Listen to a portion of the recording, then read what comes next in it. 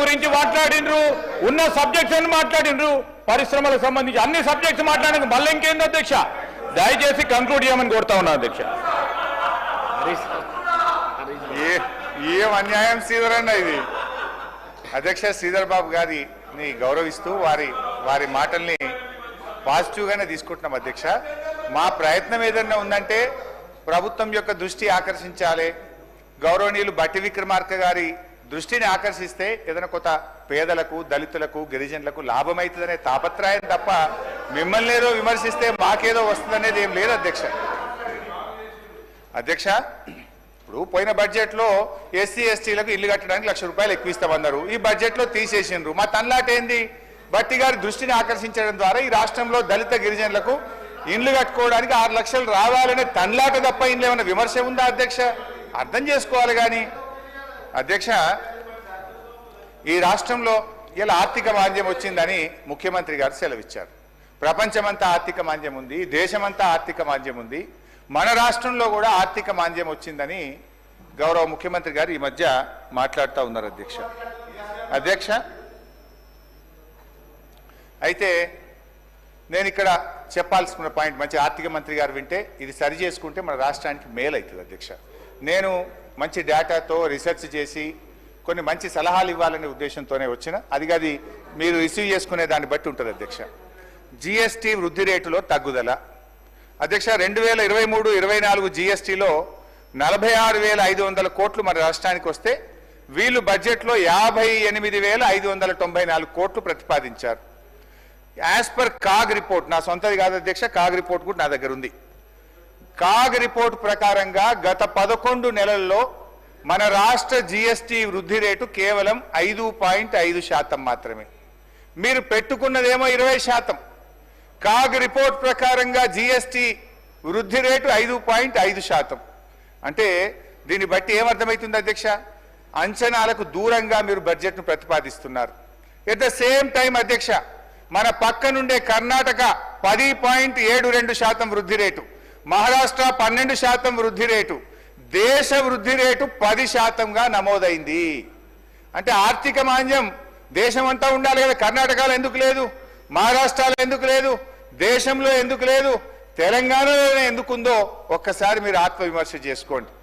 GST ప్రవేశపెట్టినప్పటి నుంచి ఏ ఒక్క సంవత్సరం కూడా తెలంగాణ రాష్ట్ర జిఎస్టీ వృద్ధి రేటు దేశం కంటే తక్కువ ఎప్పుడూ లేదు.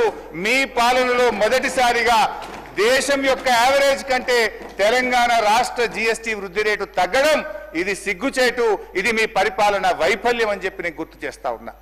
రెండవది స్టాంప్స్ అండ్ రిజిస్ట్రేషన్. బీఆర్ఎస్ పాలనలో స్టాంప్స్ అండ్ రిజిస్ట్రేషన్ ఆదాయం ఇయర్ ఆన్ ఇయర్ పెరిగింది అధ్యక్ష. పెద్ద నోట్ల రద్దు, కరోనా వంటి ఆర్థిక ఉత్పాతాలను కూడా తట్టుకొని మేము ఆదాయం పెంచి చూపించాం.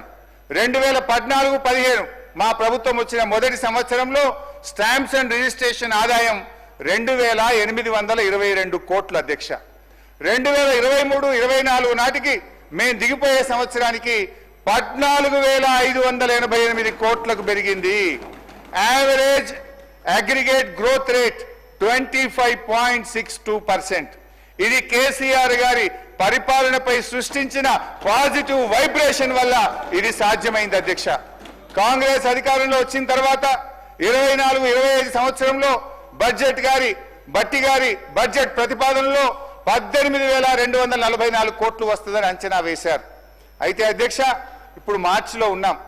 గత 11 నెలల్లో ఈ రాష్ట్రానికి వచ్చిన స్టాంప్స్ అండ్ రిజిస్ట్రేషన్ ఆదాయం 12,867 కోట్లు మాత్రమే. ఈ నెల కలుపుకున్నా అది 14,000 కోట్లు దాటదు. అంటే ఏమైంది అధ్యక్ష? పోయిన సంవత్సరం బీఆర్ఎస్ పాలనలో వచ్చిన దానికంటే కూడా స్టాంప్స్ అండ్ రిజిస్ట్రేషన్ లో తక్కువ ఆదాయం వస్తుంది, నెగటివ్ గ్రోత్ రేటు నమోదైంది. మీ అంచనాల కంటే దాదాపు 4,000 కోట్ల రూపాయలు ఇవాళ ఆదాయం తగ్గిందంటే మీ అంచనాలు తప్పినాయి, మీ పాలనలో ఎక్కడో లోపం ఉంది. ఒక్కసారి ఆత్మవిమర్శ చేసుకోండి అని చెప్పి మనవి చేస్తా ఉన్నా. ఎట్ ద సేమ్ టైం అధ్యక్ష, పక్కనుండే రాష్ట్రాలు కూడా ఒక్కసారి చూస్తే తమిళనాడు వాళ్ళ అంచనాల్లో 90% రీచ్ అయింది, మహారాష్ట్ర 93% రీచ్ అయింది, కర్ణాటక 85% రీచ్ అయింది. కానీ తెలంగాణకు వచ్చేసరికి అంచనాల్లో 77% మాత్రమే రీచ్ అయ్యాం. అంటే ఆర్థిక మాంద్యం ప్రపంచంలో లేదు, దేశంలో లేదు. మీ బుద్ధి మాంద్యం ఉన్నది, మీ ఆలోచనలో మాంద్యం ఉన్నది అనేది మీరు అర్థం చేసుకోవాల్సినటువంటి అవసరం ఉంది అధ్యక్ష. అట్లే వెహికల్ సేల్స్ 2023-24 ఆర్థిక సంవత్సరంలో మా పాలన ఉన్నంత వరకు వాహనాల అమ్మకాలు జోరుగా సాగాయి. 2024-25 ఆర్థిక సంవత్సరంలో ఏప్రిల్ నుంచి నవంబర్ వరకు జరిగిన వాహనాల అమ్మకాల గ్రోత్ రేట్లో తెలంగాణ -0.08% తగ్గిపోయింది.